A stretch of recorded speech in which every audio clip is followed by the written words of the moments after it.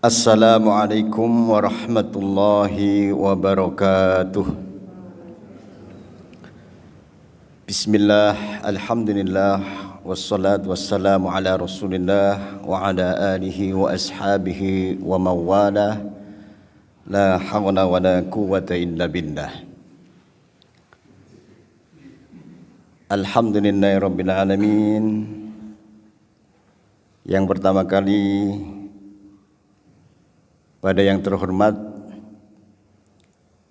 Ketua Pimpinan Cabang Muhammadiyah Wonosobo, pada yang kami hormati Ketua Pimpinan Cabang Aisyah Wonosobo, pada Bapak dan Ibu jamaah pengajian KKS Ahad Pagi Pimpinan Cabang Muhammadiyah Wonosobo. Yang pertama kali dan yang paling utama, marilah kita bersama-sama panjatkan puji tasyakur kepada Allah Subhanahu wa taala atas karunia dari Allah Subhanahu wa taala. Pagi ini kita bisa menghadiri kajian Thalabul Ilmi, taman surga yang ada di dunia. Salam setelah salawat semoga tercurah, terlimpahkan kepada junjungan kita, uswah kita, teladan kita, Nabi Muhammad sallallahu alaihi wasallam. Bapak dan Ibu jamaah kajian keluarga Sakinah Pimpinan Cabang Muhammadiyah Wonosobo, perkenankan kami pembawa acara untuk menyampaikan susunan acara kajian pada pagi ini. Yang pertama adalah pembukaan, kemudian dilanjutkan dengan pembacaan ayat suci Al-Quran, kemudian selanjutnya adalah kajian inti yang akan disampaikan oleh Ustadz Maksun SHIME dengan tema puasa dan zakat, penyucian jiwa dan harta. Kemudian yang terakhir adalah penutup. Baik Bapak dan Ibu jamaah sekalian, mari kita buka kajian pada pagi hari ini dengan bacaan basmalah bersama-sama. Bismillahirrahmanirrahim. Jazakumullah, semoga dengan bacaan basmalah Allah akan menurunkan rahmatnya kepada kita semuanya, sehingga keberkahan akan selalu meliputi kehidupan kita. Baik Bapak dan Ibu jamaah sekalian, marilah kita menginjak acara yang kedua, yaitu bacaan ayat suci Al-Quran yang akan dibawakan oleh Ananda Mervin dari SD Muhammadiyah Sudagaran kelas 2 ini. Silakan Adik Mervin.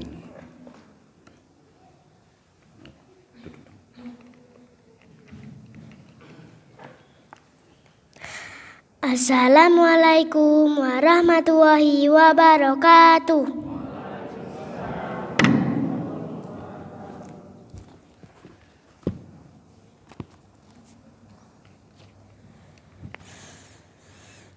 A'udzu billahi minasy syaithanir rajim.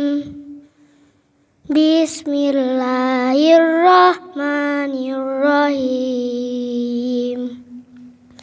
Qad sami'allahu qaulal lati tujadiluka fi zawjiha wa tashtaki ilallahi wallahu yasma'u tahawurakuma innallaha sami'un basir.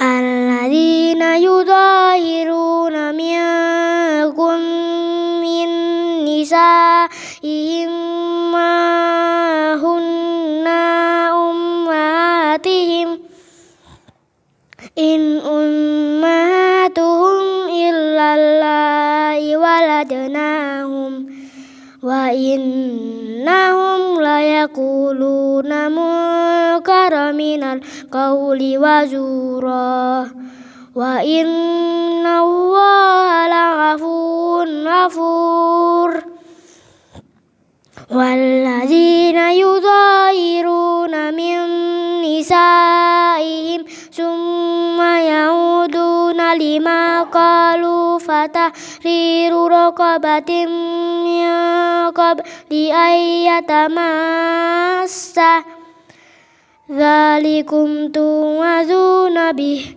والله بما تعملون خبير فمن لم يجد فصيام شهرين متتابعين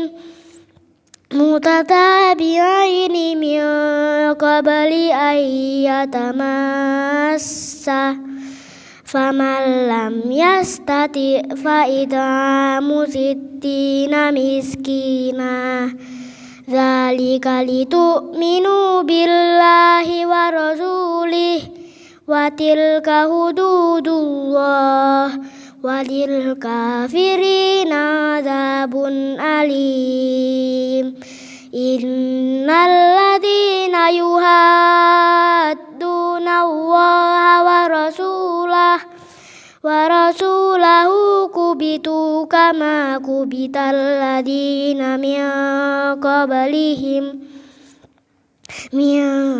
قبلهم وقد أنزلنا آيات بينات وللكافرين عذاب مهين يوم يبعثهم الله جميعا فينبئهم بما عملوا أحصاه الله ونسوه والله على كل شيء شهيد صدق الله العظيم wassalamualaikum warahmatullahi wabarakatuh.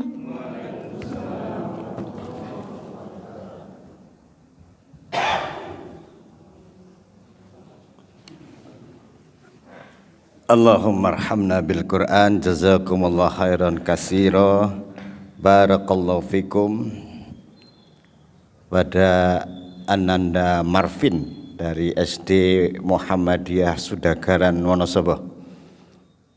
Baik, Bapak dan Ibu jamaah sekalian, marilah kita menginjak pada acara berikutnya, yaitu acara inti kajian KKS Pimpinan Cabang Muhammadiyah Wonosobo yang akan dibawakan oleh Ustadz Maksun SHIME dengan tema puasa dan zakat, penyucian jiwa dan harta.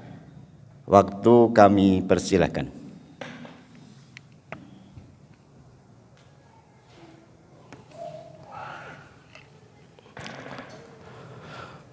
Assalamualaikum warahmatullahi wabarakatuh. A'udzu billahi minasyaitonir rajim. Bismillahirrahmanirrahim. Alhamdulillahilladzi bi ni'matihi tatimmus shalihat. Asyhadu an la ilaha illallah wahdahu la syarikalah wa asyhadu anna Muhammadan abduhu wa rasuluhu la nabiyya ba'dah. Allahumma salli wa sallim wa barik ala nabiyyina Muhammadin wa ala alihi wa ashabihi ajma'in, amma ba'd. Bapak Ibu jamaah kajian keluarga sakinah yang dirahmati Allah, alhamdulillah kita masih diberikan kanugrahan oleh Allah ingkang arupi sehat jasmaninya, sehat ruhaninya, sehat intelektualnya, sehat sosial dan finansialnya. Insyaallah nggih. Nggih. Jadi itu bagian dari maqasid, tujuan dari diturunkannya syariah adalah mewujudkan 5 hal ini. Jadi kalau 5 hal ini sudah kita dapatkan, itulah sebenarnya tujuan syariah itu. Yaitu apa? Meningkatkan aspek ruhani kita, ya, sehat ruhaninya, kemudian sehat intelektualnya, kemudian sehat akalnya, sehat sosial dan finansial. Dan alhamdulillah pagi ini bagian dari sehat jasmani kita itu Bapak Ibu bisa hadir di tempat ini. Mungkin di antara saudara-saudara kita yang pada pagi hari ini diberikan nikmat oleh Allah yang menyebabkan tidak bisa hadir, nikmat berupa sakit. Kita doakan mudah-mudahan Allah memberikan kesembuhan. Bapak Ibu yang dirahmati Allah, tema kita yang akan kita bahas berkaitan dengan 2 istilah yang sangat penting dan akan segera kita lalui, akan segera kita jalani, tentang puasa dan zakat. Apa hubungan keduanya?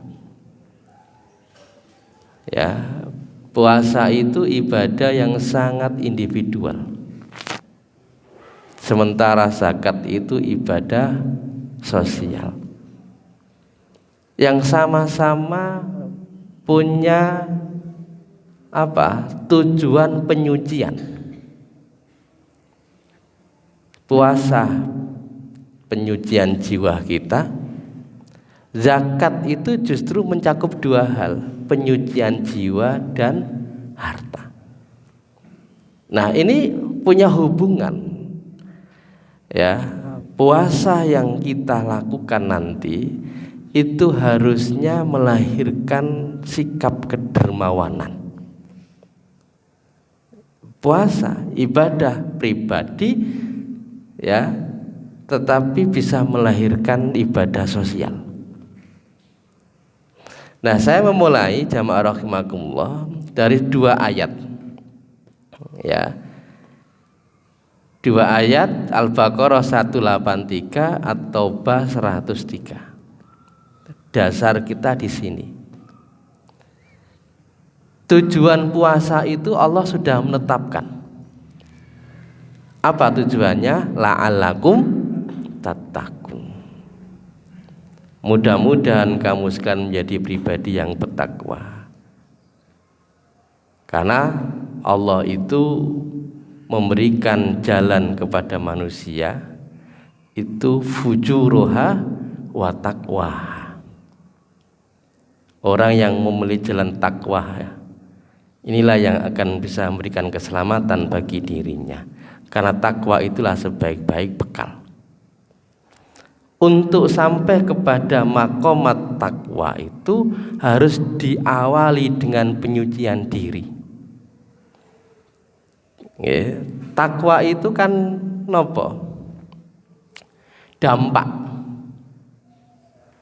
Takwa itu dampak dari sebuah proses yang hendak kita lakukan, yaitu berpuasa. Puasa itu kan melakukan 2 hal, at-tarku dan al-fi'lu. At-tarku itu meninggalkan semua hal yang buruk di dalam diri kita.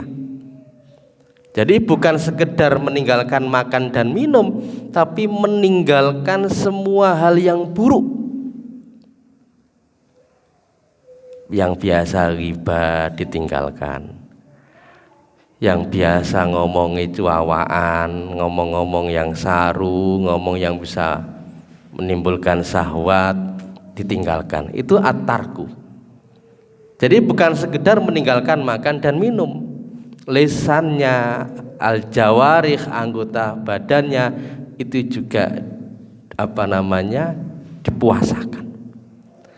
Setelah dibuang semua hal-hal yang buruk di dalam diri kita selama proses puasa itu, detoksifikasi gitu ya, didetok itu, lalu kemudian diisi dengan perkara-perkara yang baik, itu namanya al-fi'lu, diisi ya. Maka Ramadan itu disebut dengan sahrun khasodun, bulan memetik. Harusnya dimulai dari 3 bulan, bulan Rajab, bulan Sa'ban. Itu persiapan yang mungkin bisa kurang, bisa cukup ya. Rajab itu sahrun zar'un, bulan menanam. Karena Rajab itu salah satu dari arba'atun hurum, 4 bulan yang dimuliakan oleh Allah. Jadi dari 12 bulan itu, napa Bu? 12 bulan? Apal mboten? Januari, Februari niku apal. Dari 12 Muharram, Safar, tahu apa malih? Jumadil awal, Rabiul awal, Rabiul akhir, Jumadil awal, Jumadil tsani, kemudian Rajab, Sa'ban, Ramadan, Syawal, Dzulqa'dah, Dzulhijjah. Dari 12 bulan itu ada 4 bulan yang dimuliakan oleh Allah, yang 3 berurutan, Dzulqa'dah, Dzulhijjah, Muharram. Yang terpisah itu Rajab. Jadi Rajab itu salah satu bulan yang dimuliakan, sehingga di antara keutamaan siapa yang melakukan kebaikan-kebaikan di bulan Muharram itu, di bulan yang dimuliakan itu, maka Allah akan melipat gandakan. Maka latihannya itu harus di bulan Rajab itu.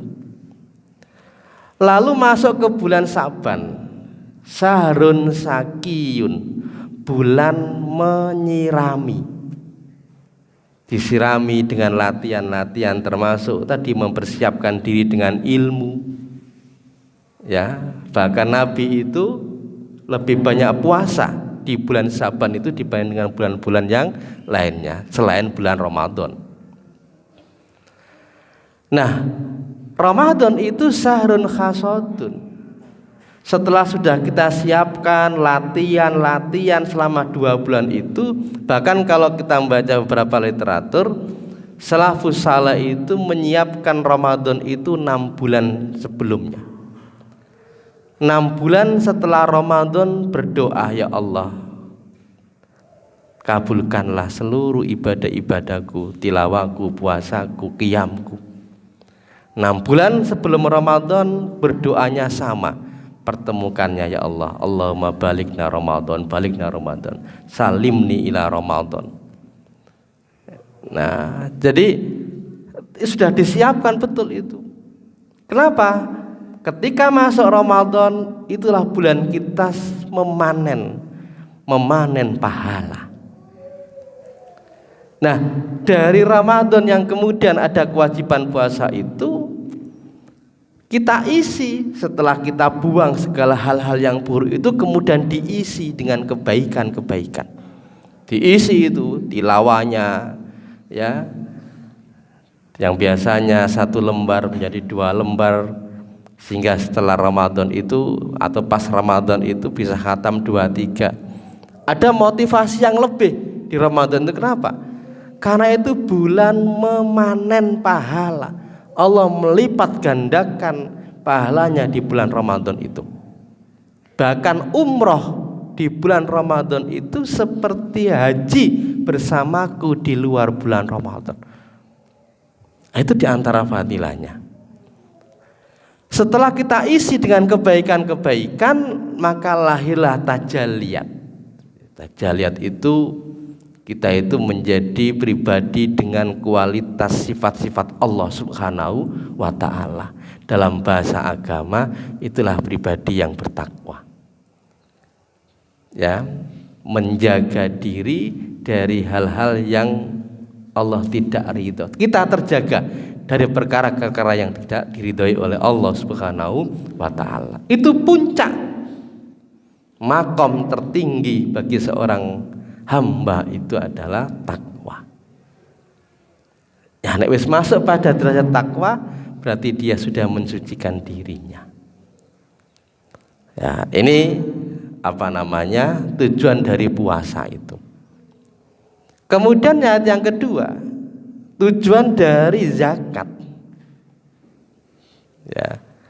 Apa tujuannya? Dari ayat ini, surat Taubah ayat 103, di situ disebutkan khudh min amwalihim sodakotan. Ambillah dari harta mereka itu sodakotan, sebagai zakat. Sodako di sini hampir semua mufasir mengatakan itu adalah zakat. Tujuannya apa? Tutahhiruhum, mensucikan harta mereka. Kan harta kita ini biasa jadi caranya mungkin ya rontok-rontok nyerempet yang haram-haram misalnya begitu. Bahkan bisa jadi yang miskin pun tetap harus bayar zakat atau infak itu. Kenapa? Belum tentu orang miskin itu cara mengambil hartanya itu dengan cara yang benar juga. Maka juga perlu dibersihkan.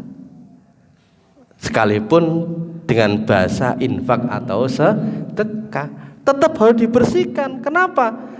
Oh, saya miskin masuk infak, tapi harta yang kamu peroleh itu bisa jadi caranya nggak benar juga harus dibersihkan. Yang kedua, watu zakihim biha, mensucikan jiwa. Zakat itu ada dua tujuan, tutahhiruhum wa tuzakkihim, membersihkan harta dan mensucikan jiwa dari sifat-sifat bakhil. Ya, jadi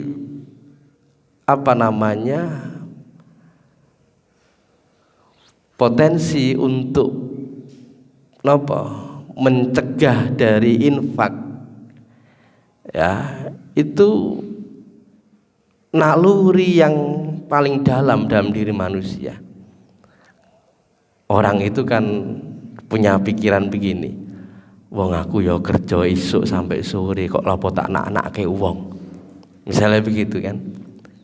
Tetapi kesadaran zakat itu justru itu, ya, bisa membersihkan sifat-sifat tadi itu, bahwa harta yang kamu miliki itu sebenarnya bukan milikmu, itu adalah titipan dari Allah Subhanahu wa ta'ala, sehingga ada haknya orang yang membutuhkan. Itu yang kemudian bisa mensucikan jiwa kita. Oh iya ya, ada orang-orang yang secara akses ekonomi itu kurang, ada orang yang akses ekonominya itu baik sehingga pendapatannya itu besar. Lalu kemudian orang punya kesadaran, harta ini bukan milikku, ini hanya titipan dari Allah Subhanahu wa ta'ala, yang di dalam hartaku ada haknya orang lain, ada bagian dari hak orang lain. Wa fi amwalihim haqqun lisail wal mahrum, di dalam harta mereka itu ada haknya orang yang meminta-minta dan yang tidak minta-minta. Maka jamaah rahimakumullah, bagaimana puasa ini kita sedang merumuskan satu konsep. Puasa kita itu bisa melahirkan kedermawanan, ya. Saya akan mulai dari tazkiyah, ya, karena sama-sama ibadah puasa dan zakat itu tujuannya adalah tazkiyah, penyucian jiwa. Sama-sama penyucian. Kalau dari sisi bahasa, at-tazkiyah fil lughah itu ma'khudatun minnal fi'li zaka yazku zakaan, yang artinya tohara wa namma, artinya bersih dan tumbuh. Tazkiyah dari zakka yuzakki tazkiyatan, isim masdar, yang artinya juga sama, membersihkan dan tumbuh. Dari si istilah at-tazkiyah itu apa? tadhirun nafsi minal ma'asi warrodaili, membersihkan jiwa dari maksiat-maksiat dan perilaku yang rendah. Ya, Ramadan itu, puasa itu kan membersihkan jiwa dari perilaku-perilaku yang rendah tadi itu. Sifat-sifat madmumah yang tercela di dalam diri kita itu dibuang semua, tinggalkan semua. Ya, maka mulainya persiapannya kan dari Rajab Saban itu, latihannya itu. Ramadan itu kita sedang memanen dengan memperbanyak kebaikan-kebaikan, meninggalkan segala hal-hal kemaksiatan, hal-hal yang rendah, termasuk jaga lisan kita. Yang paling berat niku menjaga lisan. Senajan tidak membatalkan puasa, tetapi bisa mengurangi kualitas dari pahala kita. Jangan sampai kita sudah berpuasa tetapi hanya dapat ju' dan atos, hanya dapat lapar dan haus saja. Kenapa? Karena di dalam puasa kita masih melakukan kemaksiatan-kemaksiatan dan perbuatan-perbuatan yang tercela. Lisan tidak kita jaga, pandangan tidak kita jaga, telinga tidak kita jaga, hati juga nggak kita jaga. Ya. Kemudian apa? Wa tahliyatuha bit ta'ati wal fadail. Lalu kemudian setelah kita membersihkan jiwa dari hal-hal yang tadi, yang tercela tadi itu, kemudian diisi dengan ketaatan dan keutamaan. Puasa itu di situ konteksnya. Okay. Jadi membuang hal-hal yang buruk, kemudian mengisi dengan ketaatan. Ini menurut satu ulama berkaitan hal itu. Ada lagi misalnya Raghib Al-Asfahani di dalam Al-Mufrad di Al-Fadil Quran itu, tazkiyah itu sama dengan suci dan berkembang, hampir sama. At-Taharah, penyucian dan pembersihan, membersihkan dari kotoran dosa, kotoran-kotoran, hal yang tercela, dosa, cacat, lahir maupun batin, itu puasa. Ya. Kemudian an-nama, tumbuh berkembang. Kebaikan yang kita lakukan itu sustainable, itu namanya berkah. Berkah itu ziyadatul khair, bertambahnya nilai kebaikan. Kebaikan kita itu terus bertambah. Jadi apa bahasanya? Tadi sustainable, berkelanjutan. Terus menjadi orang baik. Nah, itu yang namanya an-nama. Ya, jadi tazkiyah itu karena hati yang sudah bersih dari hal-hal yang rendah, dari hal-hal yang tercela, kemudian tumbuh berkembang dengan kebaikan-kebaikan. Dan kebaikan itu sustainable, berkelanjutan. Makanya kemudian ada istilah aja leren dadi wong apik. Itu kan terus menjadi orang-orang baik, ya. Jamaah yang dirahmati Allah, lapar menuju kedermawanan. Puasa itu tidak hanya menahan lapar dan minum. Puasa juga tidak hanya menahan dahaga kita, tidak hanya menahan hal-hal yang bisa membatalkan puasa kita, tetapi bagaimana puasa kita itu melahirkan kedermawanan, membangun kepedulian sosial kita, menggerakkan solidaritas, mengaktifkan zakat dan infak. Ya. Ini saya kutip di tulisan-tulisan Arab itu, saya kutip dari seorang ulama namanya Izzuddin bin Abdissalam.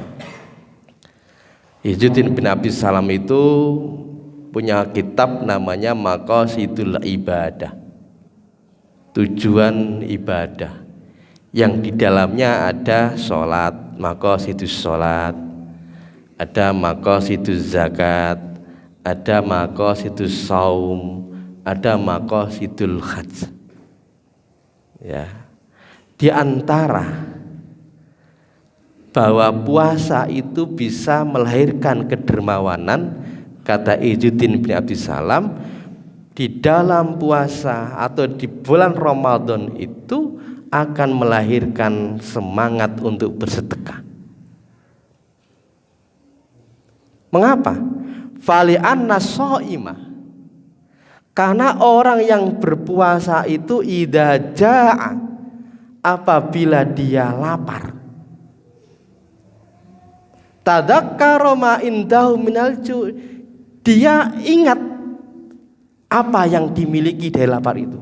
Jenengan nek lapar itu kira-kira mencari nopo? Nek lapar itu yang sampean gilai apa? Makanan. Kira mboten? Yang dicari itu. Jenengan haus, yang dicari adalah minum. Karena kita menyadari tentang lapar, lalu kemudian itu akan fakhassahu dzalika ala it'amil ja'i, itu akan mendorong untuk memberikan makan kepada orang yang lapar.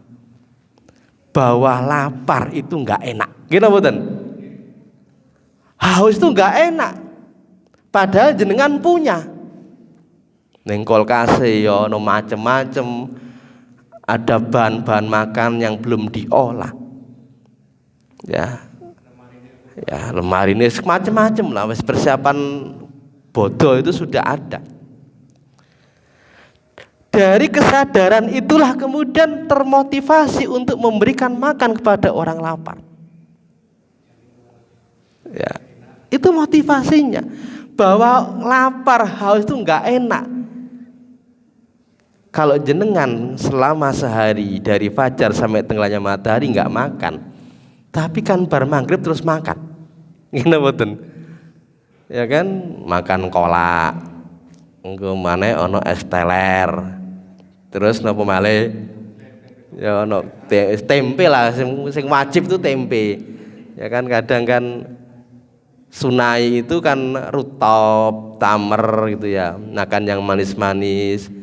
Ya, itu sunnah. Cuma jari ibu-ibu sing wajib iku tempe gemul. Kira-kira gitu nggih. Tapi nek bapak-bapak ya padha. Kon mangan kurma iki sunahe dhisik, iya Bu iku sunah wajibe udut sik. Kira-kira gitu.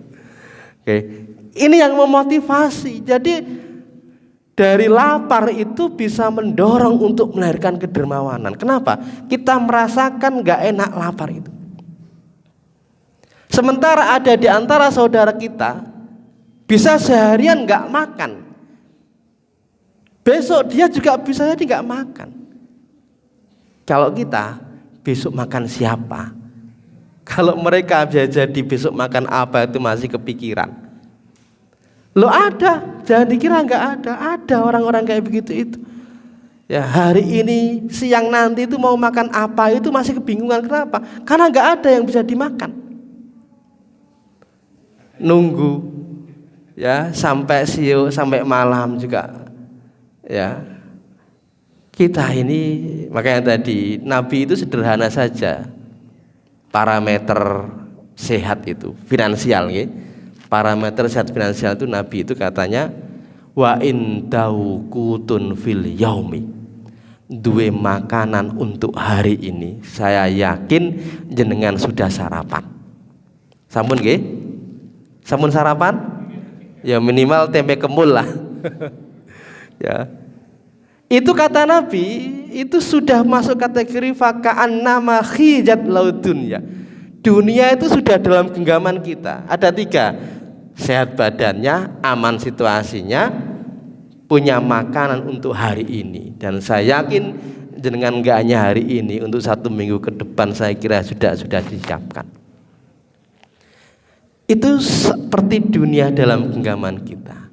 Nah, puasa itu jamaah rahimakumullah itu melahirkan kedermawanan, bahwa lapar, haus itu sama sekali tidak enak.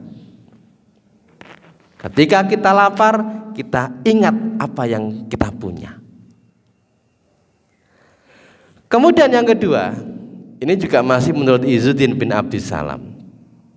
Di antara keutamaan Saum itu syukru alimil khafiyat, mensyukuri zat yang maha tersembunyi, zat yang mengetahui perkara-perkara yang tersembunyi. Idza shoma, apabila orang itu berpuasa, arafa nikmatallahi alaihi, dia mengakui nikmat Allah atasnya. Ya, tentang napa? Sabak niku kenyang. Ya. Fasakaro dalika, lalu kemudian kita bersyukur, alhamdulillah iso mangan. Alhamdulillah masih bisa minum. Alhamdulillah iso makan tempe kembul. Fa innan ni'ama, karena nikmat itu la yu'rafu miqdaruha, tidak diketahui kadarnya illa bifaqdiya, kecuali nikmat itu wis hilang. Gampangnya itu begini, kita itu bisa merasakan nikmat sehat itu ketika pas apa? Bapak Ibu bisa merasakan sehat itu, nikmat itu ketika apa? Ketika sakit. Gimana boten?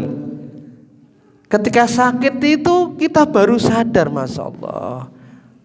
Allah ketika kita memberikan nikmat sehat, ya kita tidak gunakan untuk hal-hal yang baik. Begitu Allah mencabut nikmat sehat kemudian diganti dengan nikmat sakit, mung sekedar loro untu, itu luar biasa. Sehingga kemudian ini yang melahirkan rasa syukur kita kepada Allah Subhanahu wa taala.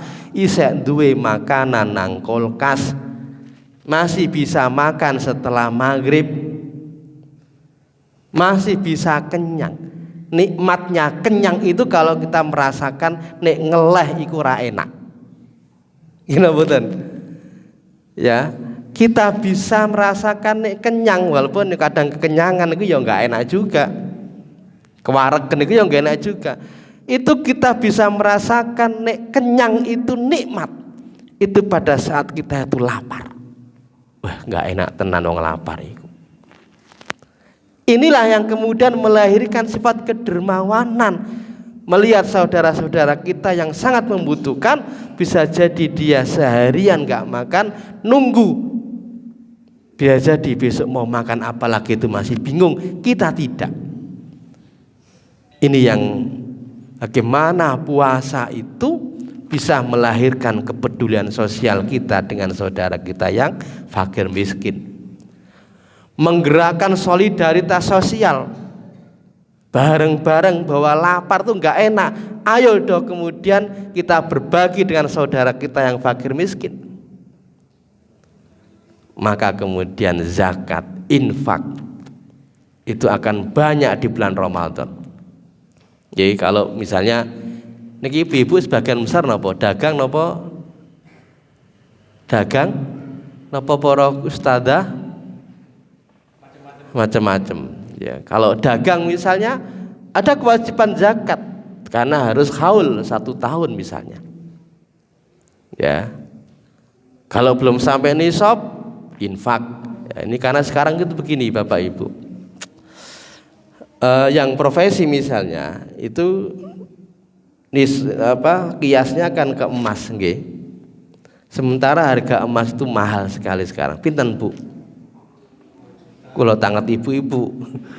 Emas niku pinten sak menika? Sampai 3 juta. Ya. Sampai 2 sekian, hampir 3 jutaan. Itu kalau kali 85 gram misalnya 2,5 saja. 2,5 juta. Ya, emas antam lebih mahal lagi. Ini emas perhiasan 24 karat. Itu kalau harga emas 2,5 juta kali 85 gram itu kira-kira berapa per tahun? Pinten Pak Kang Wawan? Kira-kira 227 juta. Itu nek dibagi 12, itu kira-kira berapa per bulannya gaji jenengan? Hampir 10-an juta. Sampai gaji sampean sampai 10 juta per bulan. Sehingga kemudian orang beralasan, orang sampai nisab kok ya ora bayar zakat. Hanya bisanya infak. Jadi sampai kiamat orang bayar zakat. Padahal zakat wajib. Maka ada kemarin diskusi itu, Basnas itu menggunakan nisab pertanian 653 kg gabah. Harga gabah pinten Bapak? Gabah pinten Mas Wawan? Ono sing ngertos? Ah niki ora padha tani lah wong kota kan. Ngertine beras. Ya, nek beras 553 kilo. 553 kilo kali yang paling ya sederhana 15 kilo, 15.000 ya kan, kali 553 itu berapa? Ya masih memungkinkan. Kalau perak lebih rendah lagi. Perak saya sedang menggagas bagaimana nisab profesi itu juga menggunakan perak. Perak itu berapa, Bu? Ibu, betul nanti tumbas emas perak nopo? Rada duit, masa Allah, termasuk mustahik berarti. Ya. Jadi emas perak itu ya kira-kira 80-an ribu per gramnya. Ya. Jadi kembali lagi itu bagian dari teknis ya, tapi itu penting karena menjadi alasan orang nggak bayar zakat karena nggak sampai nisab. Ya, kembali lagi bahwa lapar itu bisa mendorong untuk melahirkan kedermawanan. Ada satu kisah saya kutip dari Yudin bin Abi Salam itu. Nabi Sulaiman dan Nabiullah Yusuf alaihissalam itu kan wong sugih nggih. Nabi Sulaiman iku sugih nih wong sak dunia. Iku Nabi Sulaiman dari sisi harta, dari sisi ilmu, walas ngerti tentang bahasa burung, bisa mengendalikan angin, ya kan? Bahasa khororiyah. Nabi Sulaiman bisa agar bahkan bisa dilipat. Kalau jenengan dari Wonosobo ke Jakarta naik mobil misalnya sampai 10 jam, Nabi Sulaiman itu bisa cuma 1 jam, ya kan? Jadi kaya. Nabi Yusuf juga kaya. Tapi ada satu amalan yang dilakukan oleh beliau berdua. Apa? Beliau itu tidak makan sebelum orang-orang yang berada dalam tanggungannya itu makan. Sehingga kata beliau berdua itu, saya takut saya kenyang sementara orang lain itu lapar. Ya, jadi itu orang kaya. Oke. Baik, kembali lagi.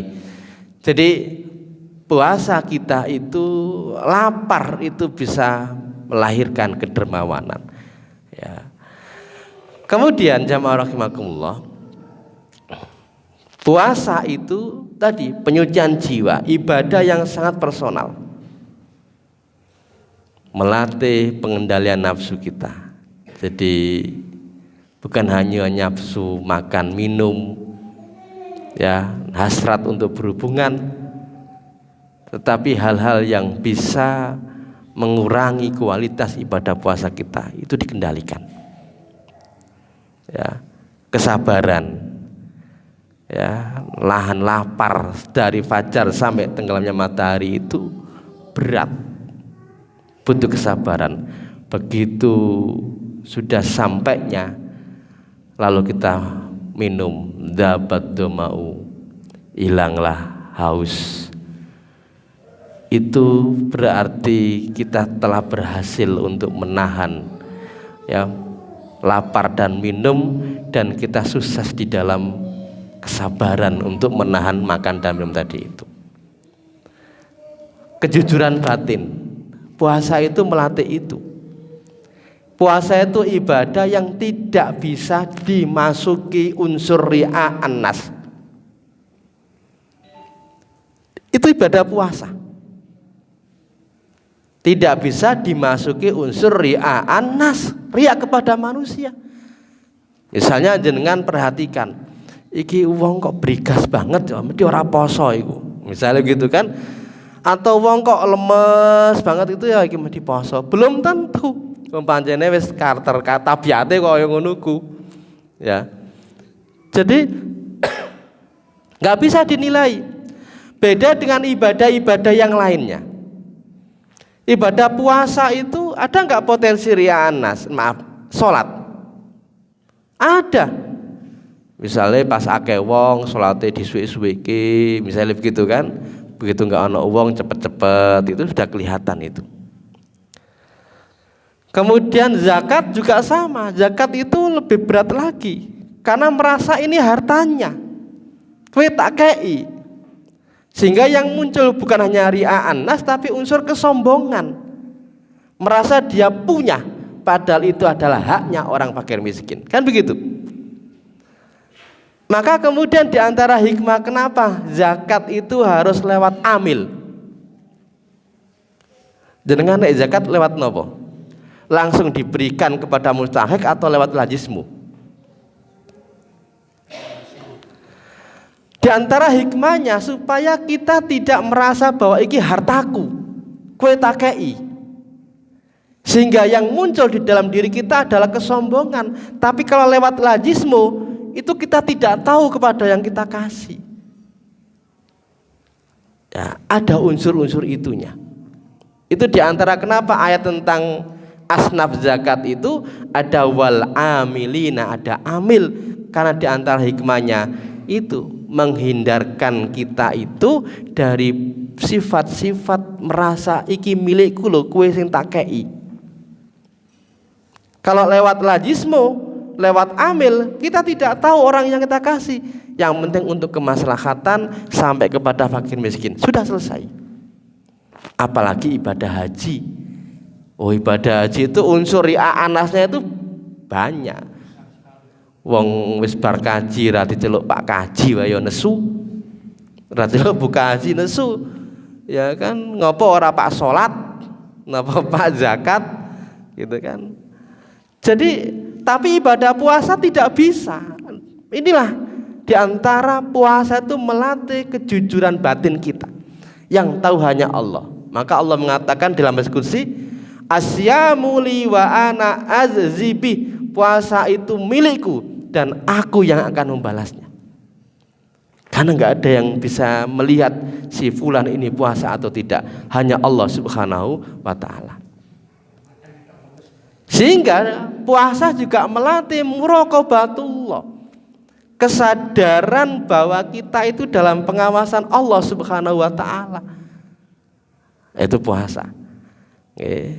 Maka di dalam teks Arabnya itu dikatakan innal ju' wad doma yukassironi sahwatal ma'asi. Lapar dan haus itu bisa mencegah ya akan syahwat untuk melakukan kemaksiatan. Wong ngeleh itu jelas apa yang dicari? Makanan. Tapi wong warak yang dicari apa? Kesenangan, kira-kira gitu. Jadi orang warak itu yang dicari kesenangan, kenikmatan syahwati. Sementara orang lapar yang dicari itu makan, supaya hilang lapar dan hausnya itu. Ini puasa. Jadi proses inilah yang kemudian bisa membuat jiwa itu menjadi bersih. Maka di antara tujuan puncuknya adalah apa? Supaya menjadi pribadi yang bertakwa. Takwa itu terjaganya diri dari hal-hal yang Allah tidak ridho. Kemudian zakat.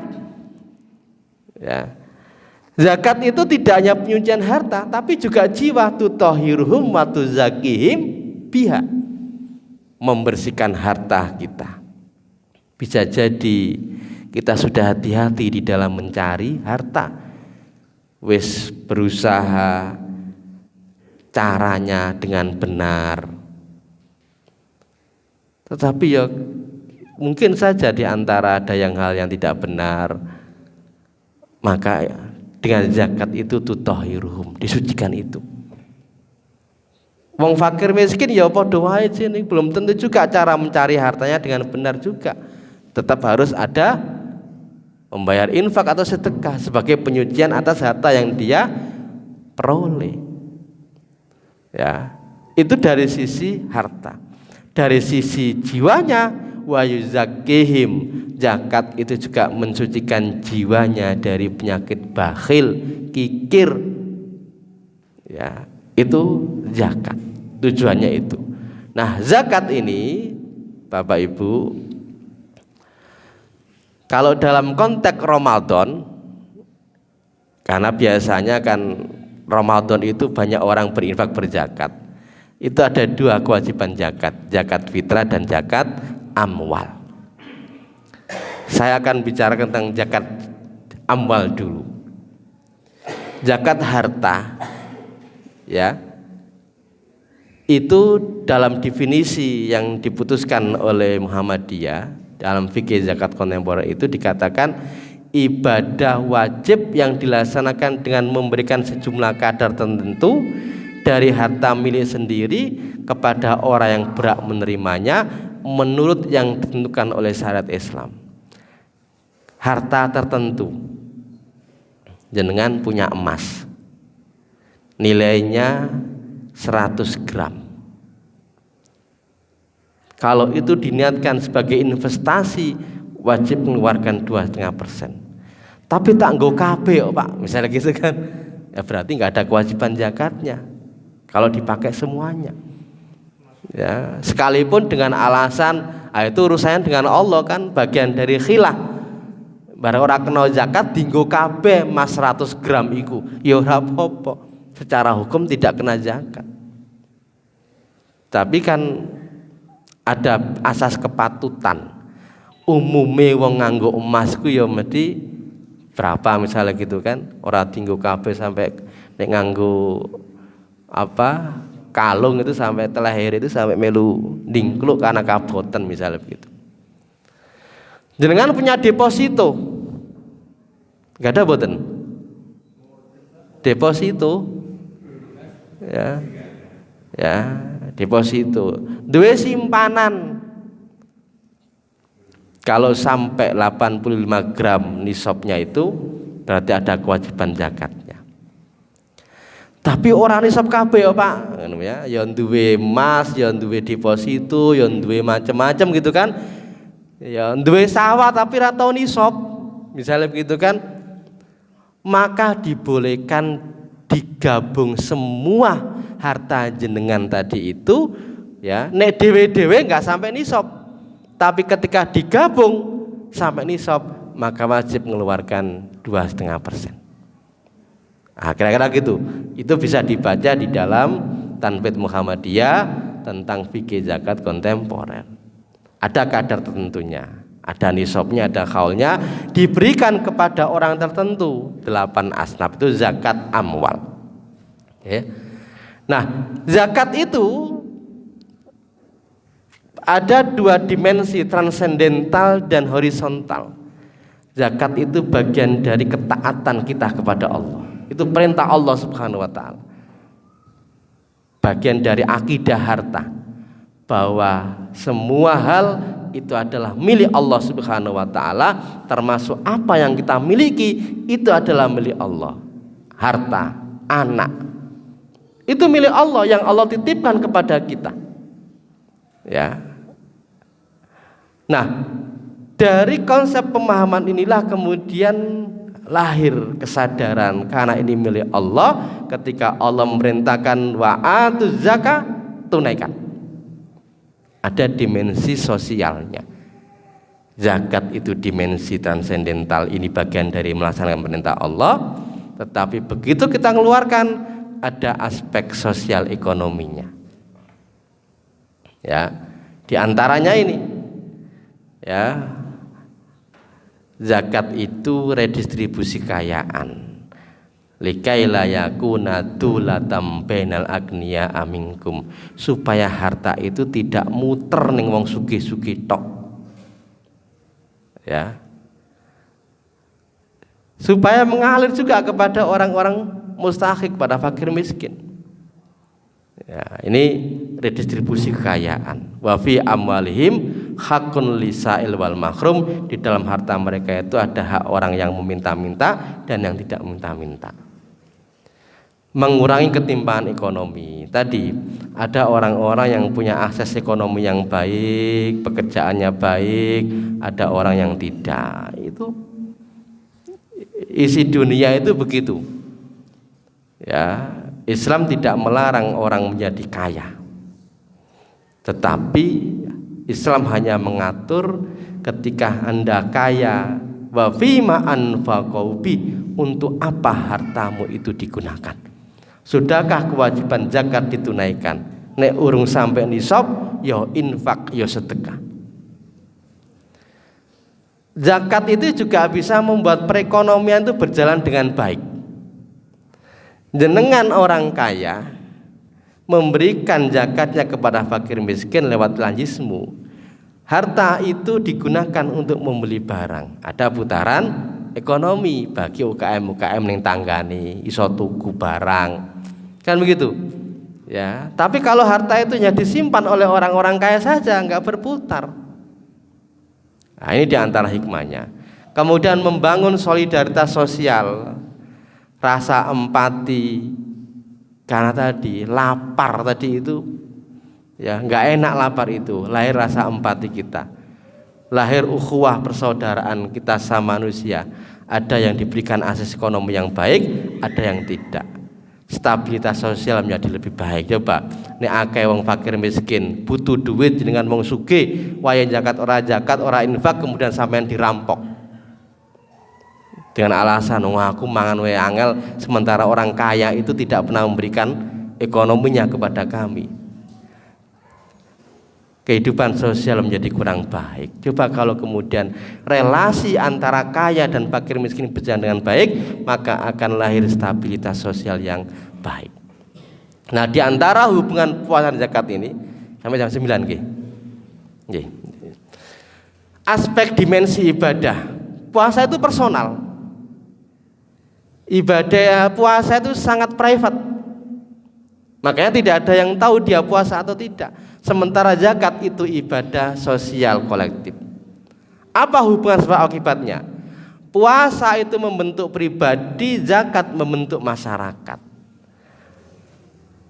Objek penyuciannya, puasa itu jiwanya, zakat itu harta dan jiwanya.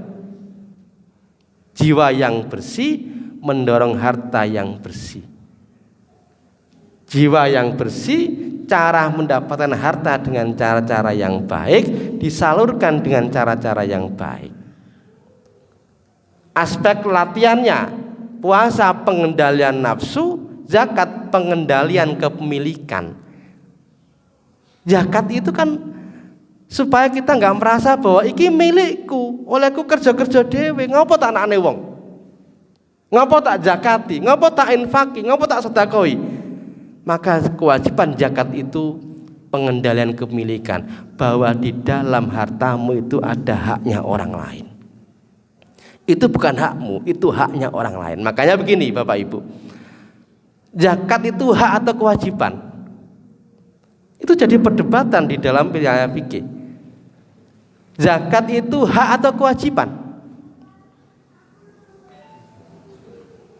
Kalau itu hak, maka tidak perlu menunggu haul atau nisab.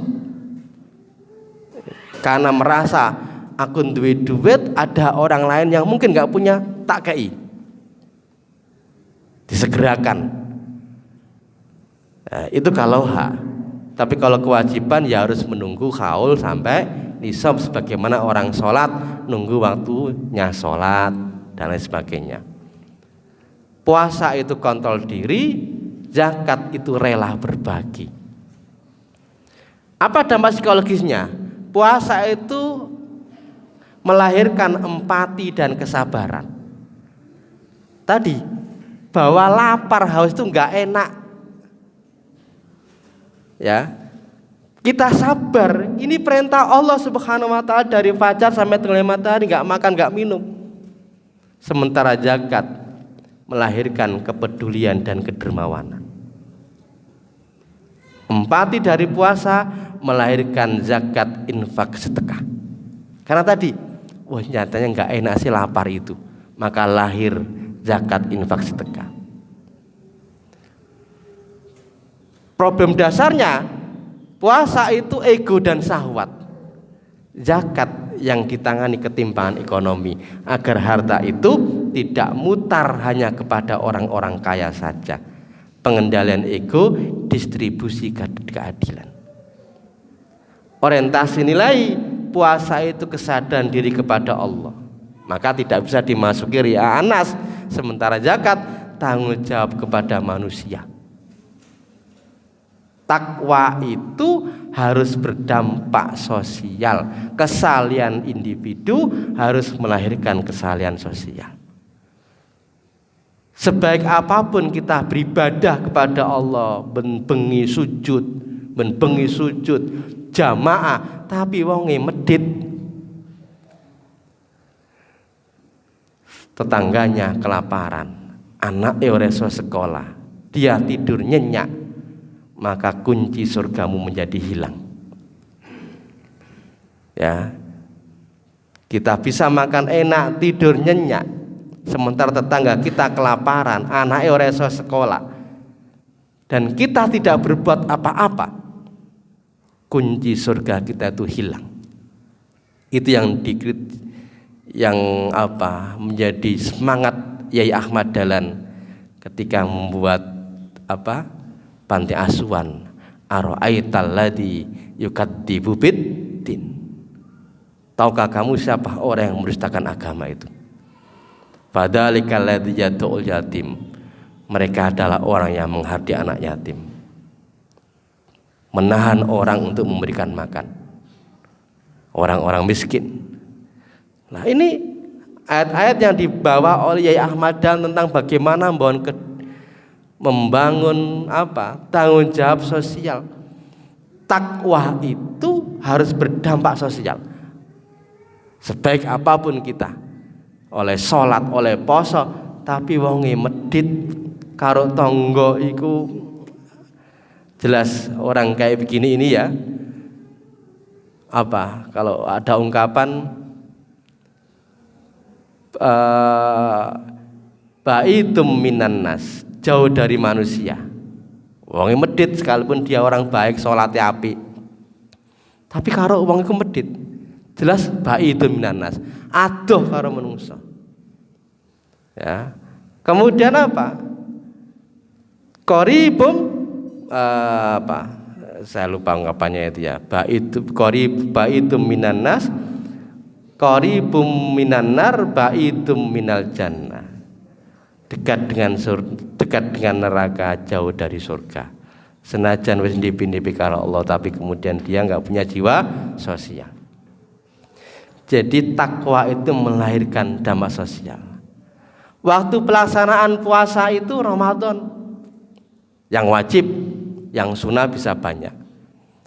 Zakat fitrah Ramadan, zakat mal ya tergantung hitungannya itu haulnya sampai kapan, tapi umumnya Ramadan itu yang digunakan sebagai batas haul 1 tahun. Ramadan menjadi momentum integrasi keduanya. Hasil akhirnya apa? Puasa pribadi yang bertakwa, zakat masalah sejahtera, takwa individual, keadilan sosial. Ini ya. Maka Ramadan besok itu jamaah rahimakumullah, yang terakhir ini ya, bahwa Ramadan ini momentum bagaimana kita bisa melahirkan sifat kedermawanan. Dari lapar tadi itu menuju kepada kedermawanan. Kenapa? Karena di dalam Ramadan Allah melipat gandakan pahala. Orang ngasih berbuka saja, itu pahalanya sama. Ya, jadi dia dapat 2 kan, dapat pahala dia memberikan makan dan pahala orang yang berbuka puasa tanpa mengurangi orang yang berpuasa itu. Ada 2. Itu kita memberikan makan kepada orang yang berbuka puasa. Hati lebih siap berbagi. Kenapa? Karena tadi merasa nek lapar itu tidak enak. Sementara ada saudara kita yang bisa jadi setiap hari itu lapar terus. Ini yang mendorong kemudian kita siap berbagi. Budaya kedermawanan meningkat. Mana-mana ada banyak berbuka puasa, santunan anak yatim, santunan fakir miskin. Kenapa? Ini Ramadan memang luar biasa. Bulan yang penuh keberkahan. Dan tentunya sifat kedermawanan di bulan Ramadan ini dicontohkan Nabi dan para sahabatnya. Di dalam riwayat Bukhari Muslim dikatakan, kana Rasulullah sallallahu alaihi wasallam azwadan nasi wa kana azwadu ma yakunu fi Ramadan. Nabi itu wong sing paling dermawan di antara manusia. Nyahnyo Nabi niku. Wa kana azwadu ma yakunu fi Ramadan.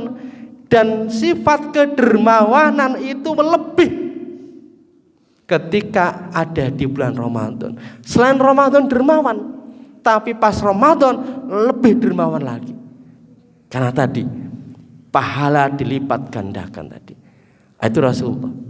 Ya, nyahnyo niku. Kemudian di dalam riwayat At-Tirmidzi dari Anas, qila ya Rasulullah, ada orang yang bertanya, ayu shadaqati afdal? Sedekah yang paling utama itu apa? Qala Nabi Dawu, sedekatun fi Ramadan, sedekah pada bulan Ramadan. Jadi monggo Bapak Ibu, puasa kita ini bisa melahirkan kedermawanan. Puasa menyucikan jiwa kita, zakat mensucikan harta dan jiwa kita. Saya kira begitu Bapak Ibu yang dirahmati Allah, mudah-mudahan ada manfaatnya. Ada yang mau didiskusikan, monggo, 1 atau 2 pertanyaan. Wonten? Wonten Bu? Nggih. Kalau masih ada waktu lagi kita bicara tentang zakat fitrah, zakat mal. Ini sedikit aja ya, kayak zakat fitrah ini.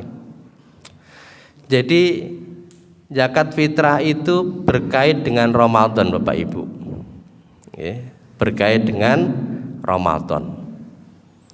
Di dalam riwayat ini dikatakan, qala farada Rasulullah sallallahu alaihi wasallam zakatal fitri. Rasulullah mewajibkan zakat fitri tuhratul lis-shaim, untuk membersihkan bagi orang yang berpuasa minnal lagwi warrafasi, dari ucapan logho, sia-sia dan rofas, ucapan-ucapan yang enggak bermanfaat, ucapan-ucapan yang saru. Waktu matalil masakin, memberi makan kepada orang miskin. Man adaha, siapa yang melakukan qabla sholati, siapa yang melakukannya sebelum sholat Idul Fitri maksudnya, fahiya zakatun, maka itu adalah zakat makbulatun yang diterima. Wa man addaha ba'da sholati, siapa yang melaksanakan setelah sholat Idul Fitri, fahiya shadaqatun, itu sedekah biasa, minas shadaqati, dari sedekah. Jadi zakat fitrah itu dilakukan sebelum sholat Idul Fitri. Waktunya kapan? Bisa mulai Ramadan pertama, sekalipun banyak ulama ya sementing tidak sampai ya, karena ini sekarang kan kepanitiaan, kalau dadaan ya agak repot. Jadi zakat fitrah itu berkait dengan puasa. Untuk apa? Untuk mensucikan. Mungkin diantara pas puasa kita ngomongnya sek logo, masih rofas. Nah zakat fitrah itu mensucikan itu, menyempurnakan ibadah puasa kita. Setiap jiwa ya, bahkan Imam Hambali mengatakan anak yang baru dalam kandungan kalau sudah berumur 4 bulan itu juga wajib zakat fitrah, kata Imam Hambali. Karena itu berarti dia sudah masuk 4 bulan itu ya, ruhnya itu. Makanan pokok. Makanan pokok kita apa? Beras. Kalau ketetapan dari Kemenak kemarin kita diajak rembuk ya, Majelis Tarjih mewakili PDM, itu 2,7 kg. 2,7. ya. Kemudian kalau yang kedua tadi makanan pokok, harga makanan pokok berarti zakat dengan uang itu dibolehkan. Kalau per kilonya 15.000 berarti nek 2,7 berarti berapa? 47. Nggih. 45. Ya, kira-kira itu, ya. Boleh pakai makanan pokok berarti jenengan bawa beras, boleh harga makanan pokok itu. Boleh dalam bentuk uang. Ini putusan tarjih. Putusan di dalam Tanfidz Muhammadiyah Fikih Zakat Kontemporer itu ada di situ. Nah, di antara ketentuannya apa? Zakat fitrah itu yang berkelapangan rezeki. Pada malam harinya itu ono siso gitu loh, untuk bisa dimakan keluarganya. Yaitu apa? Orang yang pada malam hari Idul Fitri memiliki kelebihan dari kebutuhannya dan kebutuhan orang yang ditanggungnya. Nah, ini berkaitan ketentuan-ketentuan zakat fitrah. Oke, jadi ini zakat fitrah. Zakat amwalnya insya Allah kita bahas pada pertemuan-pertemuan yang akan datang. Ada yang mau tanyakan? Cekap nggih? Baik, mudah-mudahan ada manfaatnya. Jika ada hal yang kurang, saya mohon maaf yang sebesar-besarnya. Nasrun minallah wa fathun qarib wa basyiril mu'minin. Wassalamualaikum warahmatullahi wabarakatuh.